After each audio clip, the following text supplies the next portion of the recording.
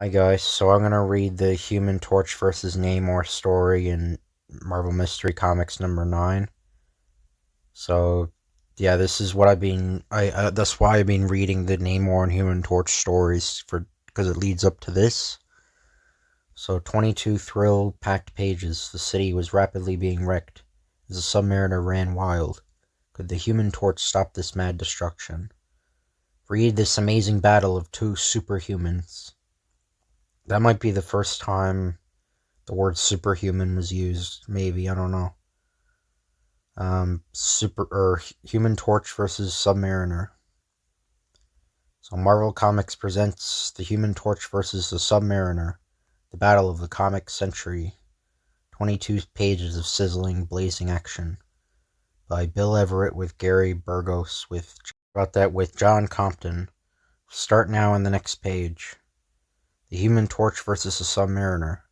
The Submariner, carrying out his vow to destroy the human race because of an injustice done to him, is warned by Betty Dean, the policewoman, who is his only human friend, that unless he leaves New York, his life will be in grave danger. For the Human Torch, now a member of the police department, has detailed to put an end to the Submariner and his reign of terror. The Submariner scoffs at the Torch's ability, daring him to come out and fight him in the open. The Torch, after repairing some of the damage done by the Submariner, finally catches up with him as he, the Submariner, attempts to wreck the George Washington Bridge. After a brief struggle, the torch's heat drives the Submariner into the water, and so the contests of the giants begin. The Human Torch, master of all flame, versus the Submariner, lord of the subsea. That blazing fool will be tougher than I thought. Something will have to be done. Ha, I know just the thing. One of those air pressure tanks. That will blow the idiot's fire out. Submariner hurries back to his aerial sub, taking one of the high-pressure air tanks used for motor combustion in the sub. That flaming fool is sure to look for me at the statue. Heads back to the Statue of Liberty, his self-appointed castle. And when he does, I'll have a surprise waiting. Submariner's guess was correct. No sooner does he arrive at the statue when a blazing figure suddenly appears, the Human Torch. Speeding swiftly through the air, the torch lands a split second later. What the? You already? Yes, you water rat. I've got you, at last. This is just a sample of what you're in for. But Submariner ducks. So that's your sample, is it? Bah. Grabbing in the air hose. What's your hurry, hot stuff? He turns the full force of the compressed air on the torch. You need cooling off, Torchy. And if that doesn't convince you, well, the torch's flame goes out. I give away free samples, too. A mighty crack of the Submariner's fist, and the torch goes sailing into the bay. And this is one of them. Sock. The torch comes in, just in time to turn on his flame, thus breaking his fall, but not soon enough to save himself entirely. Now I've got you where I want you. Submariner dives into the boiling, steaming water after the torch. This is the end of you, my little glowworm. Submariner subdues the torch. Then, I'll take him back home and find out what makes him work. Submariner drags the unconscious torch into the aerial sub. I could use his ability to control fire. Now sit there and cool off while I get the motor going. Submariner goes to the air tank and something's wrong with this hose. Stuck. Bah. Suddenly, the air pressure begins to work. The hose slips from the Submariner's grasp and... What the? He's coming too! As Submariner leaps after the writhing hose, the terrific pressure hurls the revived torch up against the wall, forming a huge bubble about him. He's inside that air bubble. The bubble of air rises, moving toward the open door of the aerial sub. Bah, I can hold it. As Submariner clutches at the bubble, it slips out of the door and starts rising toward the surface. Desperately, Submariner attempts to hold back the elusive air bubble. Leaping to the top of the bubble, he tries to crush it but fails. Bah! Furious at his inability to destroy the bubble, Submariner swings his mighty fist. But the force of the blow only shoots the bubble up toward the surface of the bay, carrying the torch inside it. As the bubble breaks surface, the torch revived breaks into flame, bursting the bubble and rocketing into space. Woo, that was close. Got away, and was my own doing. But I'll get him yet. Bah, just enough air left to start the motor. There must be another way. I know. In the meantime, what the Human Torch. But I tell you, I can talk to Namor. I'm sure you'll listen to me. He's not at all as bad as you think. I know, Miss Dean, but we can't take that chance. The Submariner must be destroyed, and I'm just the one to do it.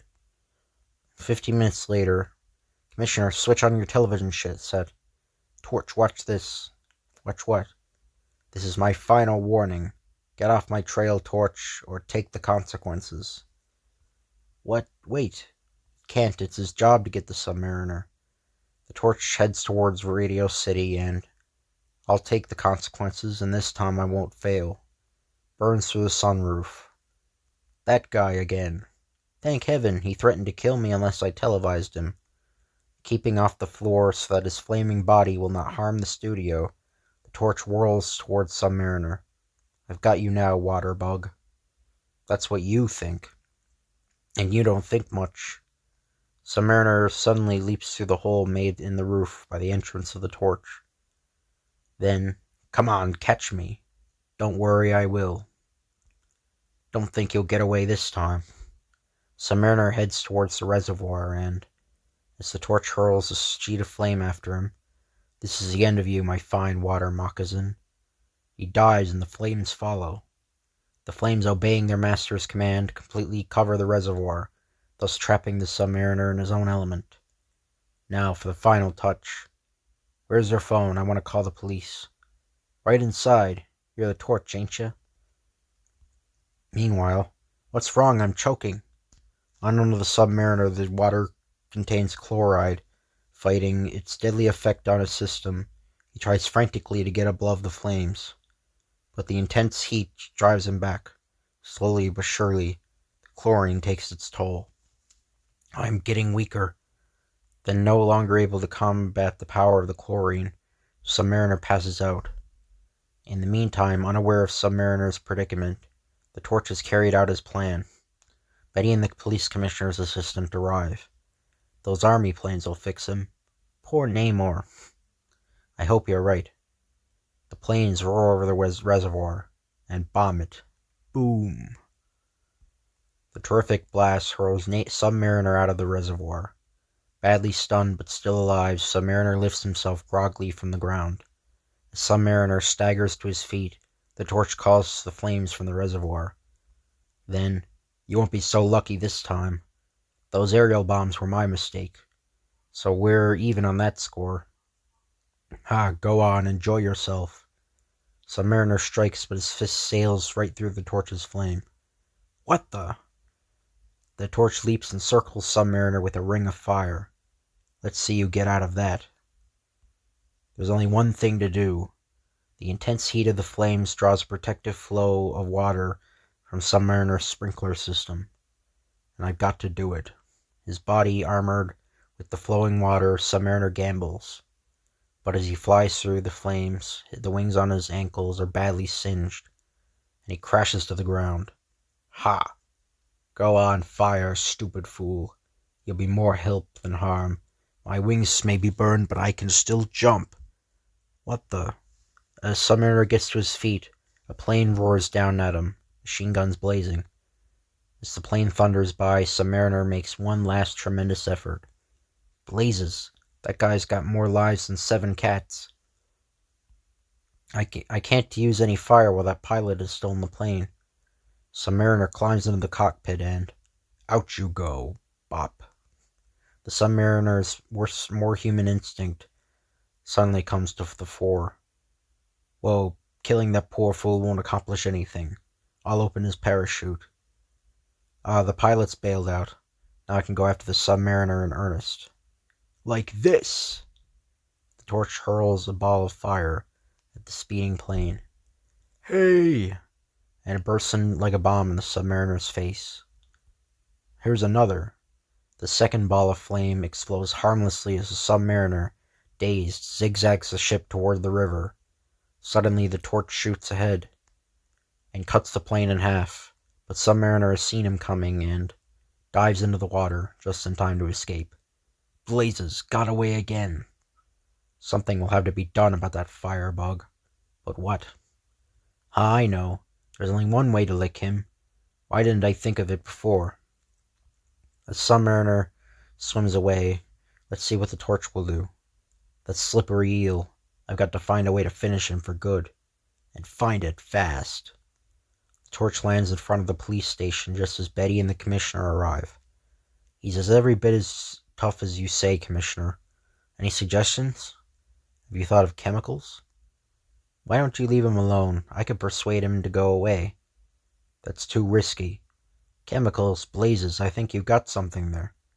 Where are you going? To the chemical lab. It's in the chemical laboratory of the police department. I'm looking for a chemical that will burn the Submariner off the face of the earth. Submariner, eh?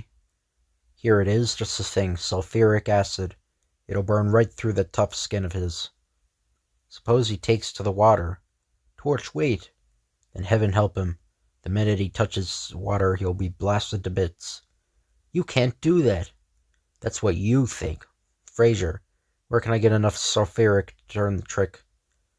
At the Torpery Chemical Works, across the river. They'll have it in quantities large enough for your purpose. Good, I'll see you later. Easy, Miss Dean. Oh, I'm on my way. For the last time. Here we are now. As the torch lands, a startled watchman appears. What the torch? I've got to have a lot of sulfuric acid right away. Sulfuric acid? Holy mackerel, what for? I'm taking a chance, but don't worry, this is police business. In the storage room. There it is, help yourself. Gotta find that human sponge. Hey, what's that? But unknown to the torch, Submariner has also come to the plant. For another purpose. There you are, you rat. And so... Oh no, you don't. Submariner ducks as the decanter strikes a pillar. Oh, so I missed, eh? Well, you'll not get away this time. That's what you think. The torch hurls a second decanter of the treacherous acid, and again Submariner dodges. The decanter sails wildly through the air, and strikes the ropes that suspend a painter's stage. Deserted by the workmen, the acid acts quickly. Bringing through the hemp, Submariner wheels in time to see his stage falling toward a vat of nitroglycerin. Boom. Instantly he dives into a water reservoir in the center of the huge floor. Missed that blast by a split second. This bird's getting difficult. He's busy subduing the fire. He won't see me. Got away clean. Now to find the testing laboratory. Hooray. The first two I came to, ha. Just what I need. Baby, this is your lucky day. Let's see what the torch does with this. Submariner spies a huge, heavy, trans-like case in the laboratory. I'll put that dope in a spot he'll never get out of. With his colossal strength, he hoists its 2-ton weight to his shoulder. All right, Mr. Torch, you asked for it. Now get ready. On the balcony, he watches the Torch's futile efforts to find him. Let's see you burn your way out of this. Then, like a streak of lightning, he leaps. Jumping blazes! What's he got up to now? Come on, you big fish! Hey! I'm coming, Flame, and aren't you sorry? Why, you dirty... Ha! Well, Torch, you're through at last. No more Flame for you, my boy. I'm going to put you out of existence forever. Trapped inside the 2-ton translate cylinder, the Torch is helpless. The Submariner laughs at him. Desperately, the Torch smacks the side of the tube, but its rubber-like texture merely stretches with the impact, then snaps into place. Now we'll take you out of here and give you the works. With superhuman strength, Submariner lifts the heavy capsule, giving air to the torch. Thanks, pal, you're doing me a favor. He bursts into flame. Holy mackerel, I forgot. The minute he gets any air, he goes on fire. Hurriedly, Submariner clamps the cylinder down again. If I ever get out of here, I'll burn every inch of your dirty hide. Yeah, that's what I'm afraid of. What am I going to do with you, you confounded firebug? Hey, kids. Here we've gone and left the Human Torch and Submariner with an awful problem. They're deadlocked.